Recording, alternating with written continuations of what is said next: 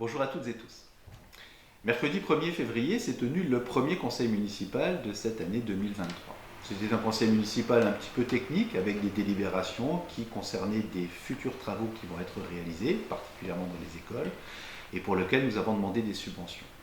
Je vais revenir quelques secondes sur le mois de janvier. Donc ce mois est le mois traditionnel des cérémonies des vœux dans les différentes communes et pour la première fois depuis le début de ce mandat, nous avons pu, mes collègues maires et moi-même, nous prêter à ce rituel républicain. Je me suis rendu dans quasiment l'ensemble des prises de parole, dans les cérémonies faites par nos voisins, et j'y ai retrouvé un point commun, c'est celui de l'engagement nécessaire autour des enjeux climatiques.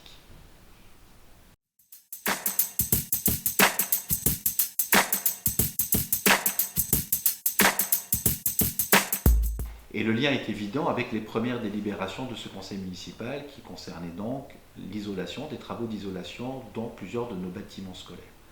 Alors, l'engagement financier d'à peu près 105 000 € n'est pas exclusivement destiné à l'isolation des bâtiments, mais en partie va répondre à des enjeux d'économie d'énergie, devenus plus que nécessaires en raison des augmentations du coût de l'énergie qui vont nous mettre, nous, c'est-à-dire collectivités, mais comme vous, concitoyens, dans des situations compliquées.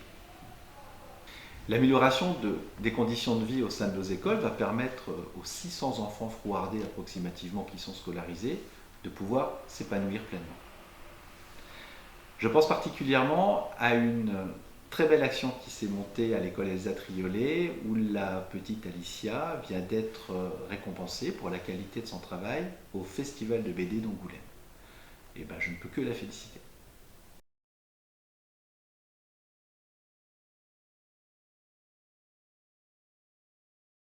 Les occasions de se retrouver collectivement durant ce mois de février vont être très nombreuses.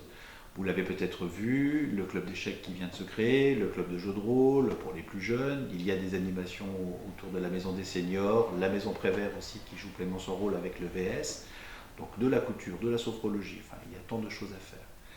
Je vous invite à être très attentif au calendrier et l'ensemble des manifestations qui sont proposées, particulièrement sur les réseaux sociaux, sur la page évidemment de la ville de Frouard, également sur le site internet, de vous abonner à Intramuros, ce qui vous permettra aussi en termes d'application de pouvoir avoir un maximum d'informations et de manière très directe.